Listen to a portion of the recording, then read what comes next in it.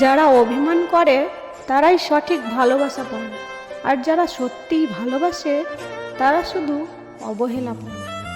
মন পরিষ্কার রাখুন, কারণ শেষ হিসেবটা অর্থের নয়, কর্মের হবে। তুমি সবার প্রিয় কখনোই হতে পারবে না, কারণ তুমি মানুষ, টাকা নয়। বইয়ের অধ্যায় কোথায় শেষ হবে তার নমুনা শুরুতেই দেয়া থাকে, কিন্তু জীবনের অধ্যায় কোথায় শেষ হবে তার নমুনা কোথাও দেয়া থাকে না। সবচেয়ে কঠিন প্রশ্ন হলো কেমন আছো, আর এই সহজ মিথ্যা উত্তর হলো ভালো আছি। সত্যি কি ভালো আছি? একদিনে না হোক একদিন সব হবে। নিজের কাজের উপর ভরসা রাখো, আর সৃষ্টিকর্তার উপর বিশ্বাস। কথা আর টাকার মাঝে তফাৎ কি জানেন?